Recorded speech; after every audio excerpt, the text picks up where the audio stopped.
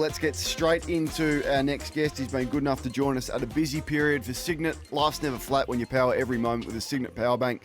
Signet.com is the AFL footy boss. His name is Greg Swann. Swanny, thanks for your time.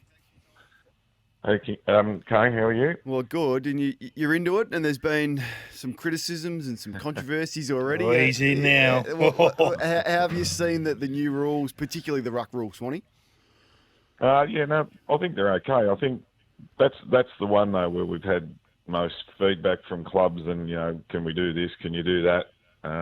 But I think in the main, the clubs are pretty well adapted to it. So, so far so good. So you're not worried about the knee injuries, knee on knee, and is there anything you need to do to tighten up just the lack of confusion, maybe a line across the centre circle to make it a bit easier to adjudicate?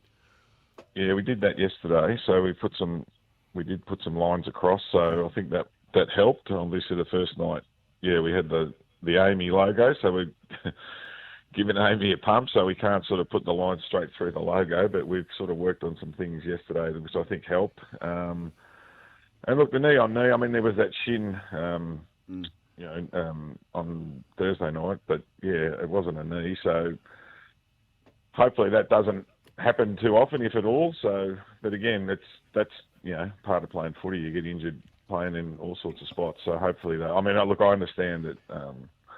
When you're jumping at each other. But the game last night, they pretty much jumped all night, the various ruckmen there, so it went pretty well yesterday. Swanee, I love the fact you've come in and you've made change. I think the game needed a little stimulus, and you've done that. Are you concerned about the Brodie Grundy move last night to step around, take possession? That's not really what you want to see the game become, or not? Yeah, no, that's an interesting one. We will have a chat about that one. I'm probably glad he did it in the practice games rather than the home and away, but we can have a chat. I mean, look, I think our overarching thing is for people in the main to jump at the footy. So if you don't jump at the footy, what does that mean? But again, if you're looking at the letter of the law, he didn't do anything wrong either. So we'll have a chat about that with the umpires, and just because every week we've been getting clips of various games and sending them out to the club saying this is right, this is not right, and so we've just kept working on it. But I mean, fundamentally, it's start on your side of the line and jump at the footy. That's sort of what we want to see happen. So but again, there's variations. I mean, not everybody. You don't have to jump. You can stand and try and get a tap out. But I mean, I think, from what we've seen, if you don't jump, you're going to be at a disadvantage. So, I did see that one yesterday. That was it's probably one we didn't contemplate, but anyway, we'll have a look at it and see where we go. If you're not liking the way that it's going, it's very, very early. We haven't even had opening round yet. We haven't even hit the season proper. So we're just seeing teams trial and try some things. Would you be brave enough to admit an error at some point in the season? How deep in the season could you look at, okay, this hasn't worked, we're making a change, or we're going back to where we were? Is that something that in the back of your mind you're thinking, okay, there'd be a point in the season where we could revisit it, or is this just as is for the year? Oh, no, I've got an attitude that you're always looking at it. I mean, if there was a pandemic of PCLs, say we end up with 20 of them or something, you'd say, oh, hang on, this isn't what we want. But as far as the rule itself goes, no, we want to keep it in, for as long as we can, because, I mean, I know what you said, that there's a bit of controversy about it, but we've got a lot of really, really positive feedback about, this is what we want. We want people jumping at the footy, and we want, I think the other thing that comes with it, there seems to be, on our data, that there's more scores out of centre bounce too, because you can, the guys that can get up and palm it properly, they're hitting their mids on the fly, and and they're getting the ball out a lot cleaner than perhaps they were last year. So there's a whole lot of things that come with it if we can implement it properly. There's an obsession clearly for the ball to always be in motion and to speed up the game. Are you confident that's a good thing, Swanee? I think so. I mean, look, there's still room for, defence, obviously, and, a Dower game, 11 versus 10 goal game. But, I mean, in the main, we do. Look, we made no apologies. I mean, all the changes are predicated on trying to make the game quicker, trying to reduce the dead time and make it easier for the umpires to umpire. So that was the impetus for the rule changes. And we've seen there was a few 50s last night for the non-stand, but in most of the games, there's hardly been any. So, the players are pretty good at adapting. And again, that just frees the ball, for a short 45 or, guys coming past for a handball that, again, to get the ball moving quicker. And I think that's worked quite well. But, so again, the players have worked really hard with it. We've had a lot of umpire visits over the summer to the various clubs and, working on the new rules. So everybody's, been working hard at it. And so hopefully, as the season approaches, we can, we don't see too many of them, but there will always be some. But I think they've adapted really well. I've got one way to get back 20 seconds after a goal, Swanee. Just have a chat with Channel 7, get them to cut their ads back from 50 seconds to 30. I'm sure they'll all take a pay cut for that, for the greater good of the game, and just get us rolling. That'll save us minutes. Can you sort that out for us? I'll have to talk to Kane about that. He's in charge down there. A serious one. I want to know where you sit. St Kilda v Brisbane, the coaching / back office clash that's going on how you rebuild, how aggressive you've got to be. Where do you sit as the AFL General Manager of Footy? Do you like what St Kilda have done? Do you think that that's where the game's going? Or do you think that we should do other methods as Fags is sort of alluding to? Oh, no, I think, to be honest, everybody, so long as you're within the salary cap, you can do whatever you like. And the Saints have taken a path that, is, pretty aggressive, but, as, they're within the salary cap, and that's the way they've chosen to go. They've obviously attracted some, free agents and things like that. So, look, and they've paid some decent money to do it, but again, so long as they're within the cap, they can do it. And I think it's one of the great intrigues actually of how that works this year. Actually, I was out there yesterday. I went out to have a chat to a few of the boys at the Saints, and they're in pretty good shape. They're pretty healthy, and they're pretty bullish as everybody is at this time of year on the season. And with that first game against the Pies, that's heading up to a huge crowd and I think a lot of it's to do with what's happened in the pre-season and over the off season about them becoming competitive and trying to get into the finals. So I think it's each to their own, to be honest. Greg Swann's a footy boss of the AFL. Swanee, I look at the Western Bulldogs, for example. I see Sam Darcy's on the injury report. It says general soreness with no time frame of when he's returning. How long are you going to allow clubs to take the mickey out of this and the lack of transparency with injuries when he would be a favourite for the Coleman? There'd be betting on round one. He is the best player or top 5 player in the game, and all we've got is general soreness and tests. Now, the Dogs aren't the only one that do it, but are you going to crack down on it?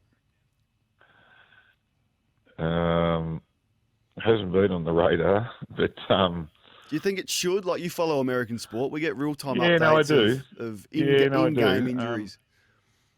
I think that's been pretty good. I mean, even just watching some of these games the last few nights and days, the clubs are trying to tell people that he's got a caught calf and he's not coming back, and he's this rolled an ankle and won't come back.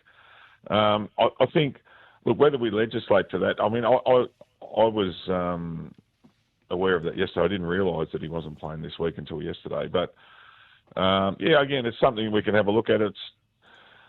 I'm not massive on doing it for the betting companies, but I think for the general public's probably where that's at. Yeah, that's but it's more of the a game, driver, isn't it? So. The game takes a lot of money from wagering. That's the integrity of the game. So that's the reason I brought that up. Like, it's pretty important, I would have thought. Yeah, I mean, look, they might come out today when they playing. Yeah, they're playing tonight, and fill the people in, like a bit like last night with Cam Rayner. He hasn't played either, and then he got interviewed and said he's definitely playing next week. Now they might have something lined up tonight for their game to say that he'll have a chat and say that he's playing next week or he's out for 2 or whatever it is. Jacob Wiedering did it the other night as well. Said that he's probably going to be playing this week. So I mean, how we legislate, and some of the time in their defence, sometimes in clubland, they're not too sure how far away they are either. So Would they be sure of the body part though? Sort like they would know the body part that he saw. Yeah, that part they should know. Yeah, I mean, it's either a string or an ankle or a corky or something. No, I get that bit. Yeah. I get to that be bit. confirmed, body part. Swanee, the game's in pretty good shape. I think that we're arguing about small changes here or there. How have you seen the stand rule in review of last year? I know you've made some alterations this year and you're being more aggressive with the umpiring of it. Has it been a success to date? Oh, I think so. I mean, I reckon it's a really good point. I mean, one of the things that we're lucky we're in it and, we're in the game. But, it's the best game in the world. And so what we're just trying to do is always maybe, and again, you do get criticised for tinkering with the rules, but we're just trying to do things. I mean, do things that make it better. And so I think the stand rule, as it was designed, was for the person on the mark to stand, because when they were running back, they're cutting off the next possession or, clogging up the next play. And it just made for a slower game. Because there was data last year that the game itself was going longer, like the quarters were going out to 36, 37 minutes, and the time the ball was in play was reducing. So you're getting longer games, but getting less play. So we think with this rule and a few of the others, the last touch out of bounds, players are just grabbing it and coming back in, and it is making for a better spectacle. And I think the games, I mean, again, the Sydney game was a bit tough because it rained, but there was a heap of goals scored last night. Now, again, it is pre-season, so not everybody's pressuring like they will in the home and away. But it certainly has looked to the naked eye that the game's got a bit faster, and it's probably a bit easier to move the ball. I mean, even the Carlton game against Geelong, that wasn't high scoring, but the ball moved around pretty well, which is what we want to have happen. Now, I've asked you to correct one thing, do one job. I haven't seen you have amended that just yet. I've only given you a week or so I'm going to give you a little bit more time. Correct. Are you a fan of my suggestion to correct the Rising Star to take the suspension element out of it, out of the voting process? So a Sam Darcy and a Harley Reid would have still been eligible to have won that award.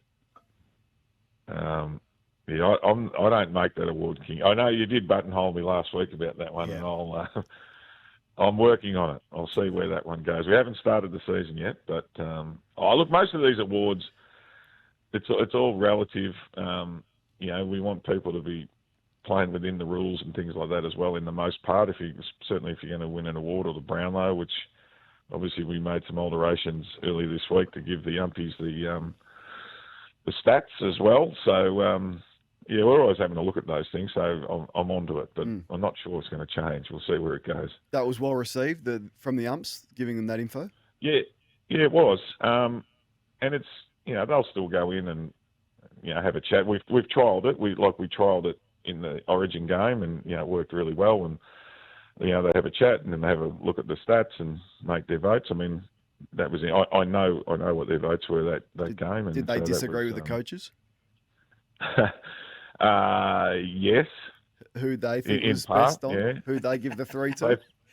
Well, I'm happy to say it. I mean, it was only a trial. They had Dacos 3, Bonampelli 2, and Jesse Hogan 1. So yeah. But again, I think it's just one of the things when everybody has a different opinion in the game. I mean, there were certainly plenty of people who may have agreed with that or disagreed, but there was obviously Lockie Ash was really good from the coach's perspective, but it's probably why we do have different awards. I mean, the coaches' awards are really highly valued because obviously the coaches vote on it, and then the Brownlow's a different model again. But for those that were at the game, I don't think those votes were, way off mark. And obviously the coaches from the Vics had Lockie Ash, who's really, really good, and Jesse Hogan won the medal for WA. So, they weren't. Swann, Andrew Dillon came on here last year and let himself down. Right? I just need to know, are you a baller or not? Are you a fan of the show, or are you a regular listener or a sometimes listener? No, every Monday and Friday. I've got the headphones in and having a listen, and seeing what's going on. A couple of times I felt like ringing in, but anyway, I haven't. There's an open invitation. Whenever you want to jump on the phone. Just when you've strayed off the mark, you blokes, I think, oh, hang on a minute, they've missed the mark here. But I'll just let it go. But I do listen, definitely. Good man. Ringing every week. Got to let you go because we've got one of those coaches who voted for Lockie Ash on the phone next. Sam Mitchell's going to join us. But really appreciate your time. Good luck for the season. We'll chat to you throughout. No, thanks, boys. Thanks for having me on. The AFL's footy boss is Greg Swann. Star. Hey, what have you got? Have you got? Tip forward for me a little bit. What's that hat? Have you got a dog's hat? It's Western Bulldogs Membership Week on SEN. And, are you a member? You know, I think they're going to win the premiership. So I'm just, they're my dogs now. You've got a lot of teams. Elliot and the crew down there, we're thick, we're tight. Are you a member? Are you a member where if they did make the grand final, you'd be able to purchase a grand final ticket from them as part of the package? That level of member? I don't think so. It might be Until you're that level of member, you cannot say they're my dogs. I'll get their membership department to call you today. I used to do a segment called The Volcano, and it only comes out sort of semi-regularly. There was a slight legal issue when I left from 9 to 7. We didn't want the Tom Morris situation to happen, so we didn't take any of the sort of intel. But I can do it on SEN, and I don't think we've got the sound effect ready because I gave no one any notice of this and what I was about to do. But watching the game last night, there you go. That's a volcano. Watching the game last night between Brisbane and Gold Coast, I turned the TV on, and my mind was playing tricks on me because I'd just watched Sydney play. And then I turned this on, and I swore that was Sydney running around against Brisbane. What were they wearing? I mean, I'm flat I haven't thought of this just before Greg Swann came on, and asked Swanny, although I'm not sure uniform's his portfolio. But how can the AFL approve that kit for Gold Coast? It's Sydney's kit. It did look strange. That is Sydney. That is Sydney's exact kit. Yeah. No, I hear what you're saying. I was so confused. I was like, this isn't Gold Coast. It was playing mind games with me. If I was Sydney, I would be a bit unhappy that the AFL have ticked off that as an appropriate uniform, considering it is the exact copy of theirs. Yeah, I don't get too consumed by as long as they're opposing, as long as they are stark in nature, I'm fine with it. You'd be okay if another team just wore blue and white in the shape of North Melbourne. Would you? You'd be happy with that. Can you not understand that for fans of their clubs who have bought the merch... On February 26, I'm not too concerned, no. Well, you should be. If it was September 26, different story. You should be.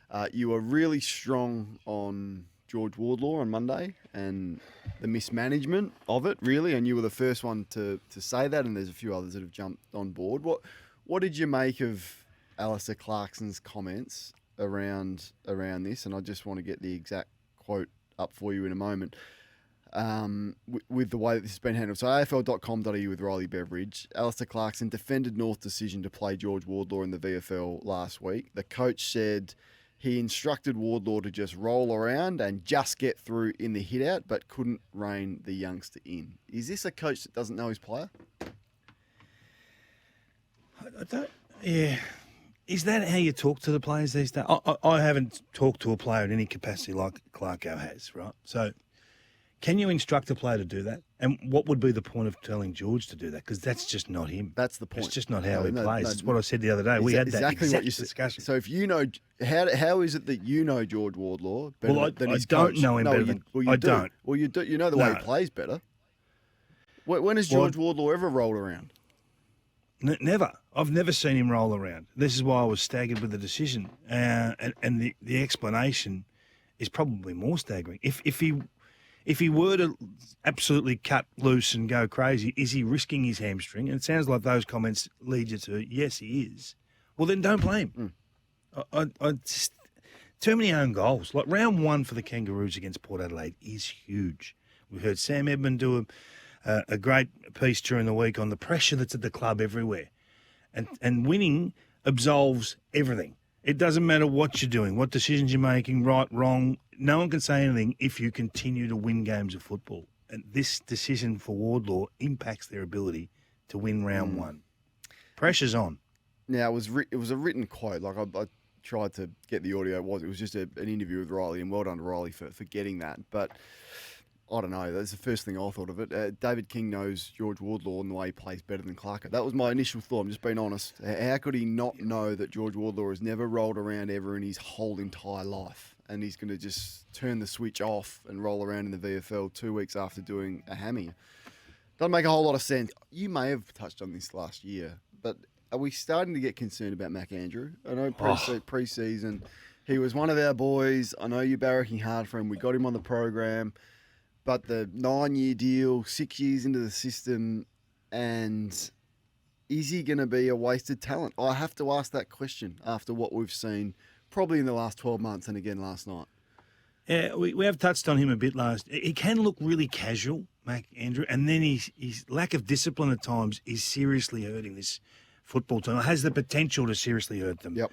The free kicks, the really lax attitude, and he has moments that cost goals. And then he wants to punch and push and shove and carry on, all that sort of stuff after the fact. The game is over at that stage. The action is over. The 50-metre penalty stuff, Yep. Damien Harbuck's got to get on top of that straight away. I just don't think you can play him back. I really don't. I think you have to play him forward. You can't play him forward. They got to Forward play. ruck. They got to play Walter. Forward ruck. They have to play. Well, I want to speak about Jamara shortly and whether he's done enough. But they recruited him. King's going to pick himself. You can't play. So Ballard last night, they interviewed at halftime going, well, he's coming back. He's going to play. And you go, well, Mac Andrew, I don't know. His best is unbelievable. And we admire his best. And we're in awe of it. But then you see some of the stuff like you saw last night again, 6 years in. And you wonder, is it another player that's going to waste the talent that they've got? So I think it's a big year for him. A really big year to make some giant strides. And it hasn't got off to a good start. And he's in your long-term big deal category. Yeah. He's a significant member of this salary cap. My So word. he needs to be the reason they're winning games, not the reason they're coughing up goals. Has Jamara done enough for you? Of course he has. What do you mean? Of course he has. What's your obsession with? I don't have an obsession. You keep bringing him up, and Well, I I keep just telling don't you know he's if going to play round one. He's Yeah, playing, mate. But he's at the right call. Well, how could it be the wrong call? He doesn't look that sharp to me. He doesn't look super fit, rock hard. Didn't look to be influential at all in one game, playing forward. Kicked a couple, one nice lead up and finish. The other one was just a snap from the top of the goal square. But I don't know. Why are we just thinking he's automatic selection after not playing for 12 I don't months? think he's ever been automatic. I think he's had to earn his way in, and I think the Suns are really happy with his application to the task of pre-season. He presented well. He's performed.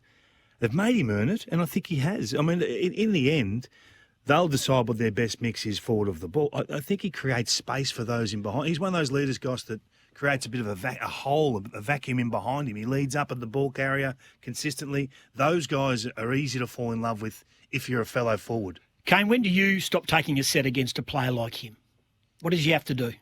Well, it's not that he'll pick himself, Goss. I think he will work his way through form into the side, but I'm not sure the season that he had last year and the one pre-season official game that we've seen guarantees himself a spot starting round one in a big game. But last year's nothing to do with it for him now. From right as we speak today, whether he gets picked in round zero is nothing to do with last year. Well, a lot of players take some time to find their feet after having 12 months off, whether that's an ACL injury, whether it's a long layoff, whether it's personal reasons, whatever. It's very difficult to come back in after 12 months off, regardless of the training that you've done for, I don't know, what does Adamuzze say, 24 sessions after Christmas.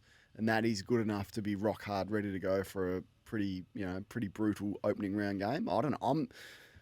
He didn't do enough for me last night, is the brutal honesty. Can I give you a contrary view to that, right? So you've got to play him to get him to that point you're looking for.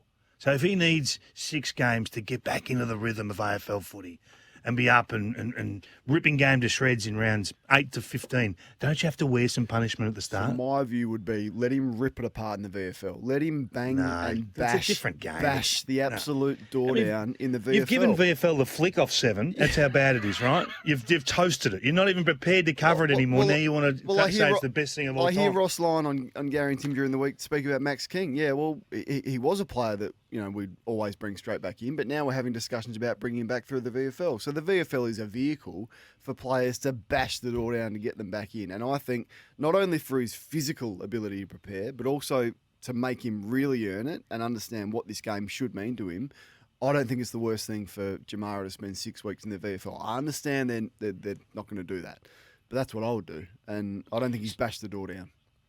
Speaking of VFL stroke waffle stroke SANFL, the West Coast Eagles will announce a SSP player today, I'm led to believe, out of the waffle. A young player who probably missed last year. Now, Goss, this is Fireball. Yeah. This isn't an Eagles podcast that 500 people listen to. Now this just delisted Jamara and McAndrew, and you want to give us a waffle rookie. When you think about what you're going to... This isn't Breakfast with Goss and Belly. This is Fireball. We don't really care about an unnamed SSP player from West Coast, but I appreciate the sentiment. What's his name, Goss? No, get stuff. Get stuff. I'm not coming on Happy there again. Goss. Hey, I've propped up this show long enough. Come on, mate. You know better than that. Get stuff, Kane. It's over, mate. It's over, Kane. Only first-class content comes on our program in prime time. Mate, and you reckon you don't have WA listeners? Now it's confirmed. Rule a line through it. That is funny. What's the podcast called you'll be going on later to break that news? It's called Harley and Tim. For Keezer, physio rehab and strength training as Goss departs the building. Kingy, I wanted to get your thoughts on Sammy Edmund and his comments about the North board. Yes. I guess disgruntlement is a poor word, but it's a word that I'll use. Have a listen for those that missed it yesterday with Gary and Tim. And this is a club under some, I suppose you'd call it simmering pressure, Gary. And that much was highlighted late last week when the President, Sonia Hood, was called to and went to a meeting with a pair of prominent North Melbourne members pushing for change at board level. Now, this meeting took place late last week. It also involved current board member Andrew Harris. It was said to be cordial and respectful, but the two members representing a bigger group, which includes former directors, shareholders and players, is demanding that Dr. Hood and her board make immediate change to the board. What do you think? Ooh. Were you aware of it? Was I aware of it? No, there's always been talk about it. There's been talk about it, I reckon, for the last 3 or 4 years. But this is what happens when you don't win games of footy. Right? Everyone gets upset. Everyone starts the blame game, which is understandable, right? I don't think Sonia's moved too many magnets in the last 2 years, so I don't hold her responsible for all of that. So I don't necessarily think all of the criticism should come her way. She's got to front it. That's her role. That she's in charge of it. So the buck stops with her. But this is what happens when you win 20 games in 6 years. So I understand some are agitating. I understand that. Sammy wouldn't reveal the names. Do you know? And are you aware of the two names pushing for this? I don't know the names. No. I could have a guess at who they are, and most North Melbourne fans would know who they are. But they've been good North Melbourne people, and their heart is in the right place. Yeah. Their heart is North Melbourne first and foremost, and they want the joint to get back to where it was. And I don't think that's unexpected from Sonia and Jen and Alistair, that people would be saying, "What's going on?" Have you spoken to Sonia, and is she feeling the pressure? Do you think? I haven't spoken to Sonia. I'll catch up with Sonia in the next couple of weeks, but you'd have to be feeling the pressure, wouldn't you? I mean, that's just human nature. But they're the gigs, aren't they? This is why you want these people in these roles, because they've got to be ready to accept all sorts of feedback. Some they don't like, but they've got to investigate whether there's any benefit for the club in that feedback. And if there is, as she said yesterday with Sam, she'd take that on board. If she thought 4 more people on the board would help them win round 1, she'd do it tomorrow. Now, that's got to be the mindset of every person that works for the footy club. Am I doing the best for this footy club? And in the end, to be fair, this is why we keep talking about Clarko. Well, I think the first 6 weeks of the season tell us whether he can seriously still impact the AFL football world as a coach or not. Yep. We'll know in 6 weeks. Port Adelaide, West Coast, Essendon, Carlton, Brisbane, Richmond. So we will know Alistair Clarkson's future by round 7, I would think. What should he be? What should they be?